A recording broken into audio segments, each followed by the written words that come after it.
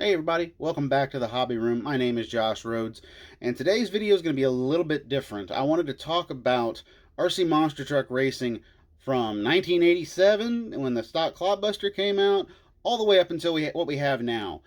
And I'll give examples a little bit later in the video of kind of what I'm talking about. But the main issue in this video that we're talking about is modding. Go to any RC race, and I'm talking any, whether it's A-scale buggy, 5th scale racing, whether it's 10th scale stadium truck racing.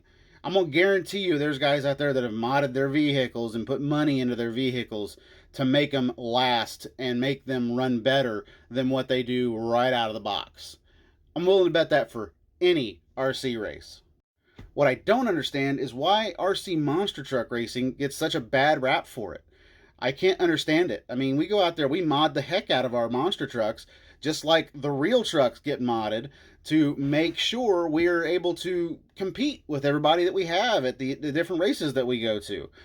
I get comments all the time, oh, I bet this guy's got $1,400 in this truck. That's why it lasted and bashed this long as it did without breaking. Yeah, maybe I do. But I want to point something out to you guys that maybe you don't know, and maybe something that hasn't been pointed out in any videos that anybody's ever produced about this hobby, and that's $1,400 put into a truck ain't nothing compared to what we used to whenever we would mod stock Clodbusters into what they became eventually, and that is a modified race Clod.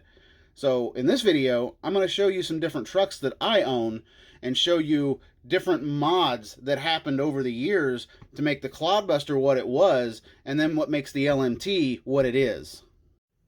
What I got right there is virtually a stock Tamiya Clodbuster. Yes, I've modded this truck a little bit from what it was, obviously, to be able to fit a Gravedigger body on it. This is the grandma version of Gravedigger. I rarely ever drive this truck. But this is what your stock Clod would look like. You got a plastic chassis in there. This is where your battery would go on a stock Clod. You just slide it straight through here. Your servo would mount in the middle right here, and that would turn both your front and rear wheels. One servo. This truck's been modded, of course. It's got a servo in the front and the servo in the rear. It's got different shocks on it, obviously, because these are oil-filled shocks, whereas the Tamiya Clodbuster comes with friction shocks. Now, you take that truck, throw everything away, literally everything, except the axles, and this is what you get. This is a modified Tamiya Clodbuster. Everything on this truck is completely different than the truck that you just saw. The only thing that stayed the same is the axles, front and rear. Now you might ask me, Josh, what is all modded on that truck? Everything.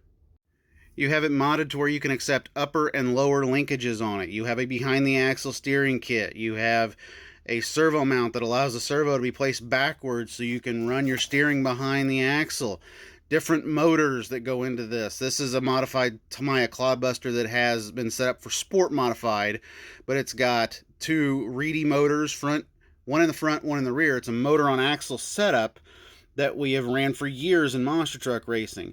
This is where it gets expensive as far as pro modding goes, because guys will build these trucks, make them into pro mods, and they will stick a powerful brushless setup for the front and the rear and get them to run together in there. So there's two brushless ESCs and two brushless motors that can go into these things and make them insanely powered. The other thing, obviously, is this chassis. Now, I can go on a very long time here, guys, and talk about chassis. Now, like I said at the beginning of the video, the Tamiya Clodbuster chassis was stock plastic. We have been modding these things since 1987. We have gone from Clodzilla-style chassis to the Ripper chassis from ThunderTech to the Ripper Pro chassis from ThunderTech, Bennett Clod lever chassis. Gosh, there's more out there. ZRP Diablo came along years ago. It's something that I ran for a long time. The particular chassis that I just showed you is an ACRC Chaos. PRP Berserkers, there's PRP Fireball that just came out, the most recent Tamiya modified chassis. I mean, there's so many of these things out there. Some of them, those are just production run chassis. There are home built chassis out there that run really good with these things. I've seen these trucks sit taller than you wouldn't believe. I've seen these trucks ride in the ground to make clearance, just barely make any clearance whatsoever, to just see what works with these trucks. And Tamiya Clodbusters have been probably the most, I will guarantee you, one of the most modded trucks in history, because it has been out, like I said, since 1987. I mean, there's so many possibilities with these trucks. There really is. Now, the cost to modding one of these things, like I said, 2 brushless systems. If you want to pro mod this thing, this is extreme high end here. If you want to pro mod it, 2 brushless systems, wheels and tires from J Concepts or any other tire manufacturer out there, the aluminum chassis, the aluminum links, upper and lower, the sway bar setup. I forgot about mentioning that. There's sway bars on these trucks, whereas the stock Tamiya Clodbuster doesn't have one. They're modified sway bars, whether they're up on the chassis, whether they're mounted like on the ACA-RC Chaos, where they come out and down into the lower link, whether they're mounted like the Diablo or the PRP Berserker, where they come down on the bottom of the chassis out to the axle. There's so many different ways to mod these things, like I said, but every single one of those costs a lot of different money. You can go aluminum chassis, carbon fiber chassis, you name it. We have been able to mod it and make it for a Tamiya Clodbuster. That's where your expense comes in. And I'm not joking when I tell you that if you want to pro mod a Tamiya Clodbuster out, you're looking anywhere from $1,500 to $3,000 to do so. And like I said, that's the extreme high end right there, if you want to pro mod a Tamiya Clodbuster. Now, the Losi LMT that has come out, I've seen a lot of people complain about the price of the Losi LMT. Oh, $649. Wow, that's way up there. To us monster truck guys, for a product like that, that is insanely good. Insanely good. Now, you remember the stock Tamiya Clodbuster was all plasticed out. It's made to look like, say, a Samson, Barefoot, Taurus, all these older style trucks. The new Losi LMT, though, no, it's a completely different product. Well, what makes it cheaper out of the box, you might ask yourself? Well, number one, you already have a brushless system. You have a decent servo out of the box on the truck, which I do recommend replacing after a little while that you've messed with it. It's probably time to get a different servo on the truck.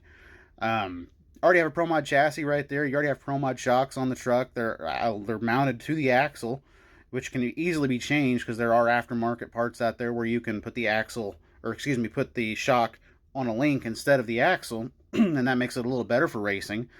It's just cheaper out of the box to mod one of these things and take it out to a racetrack and be competitive with it versus spending $1,400-$1,500 on a Tamiya Clodbuster.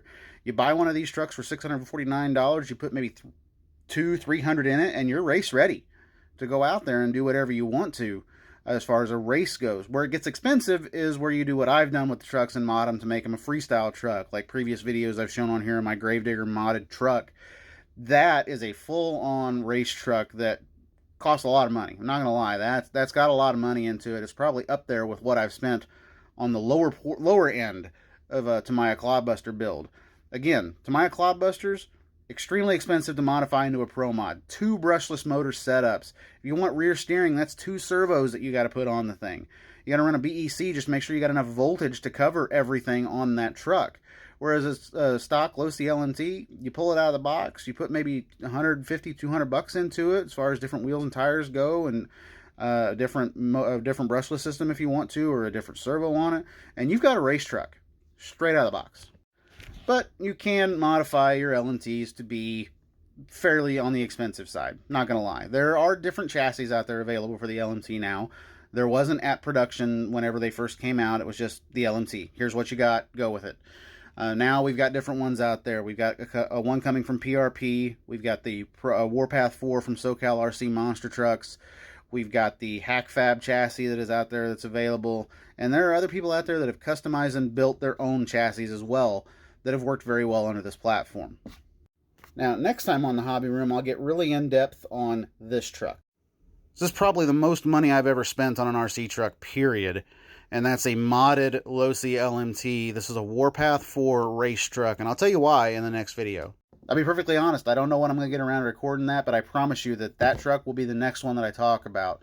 I hope y'all enjoyed this small little insight into the Losi LMT, into the Tamiya Clodbuster, and all of the different variations that I talked about here.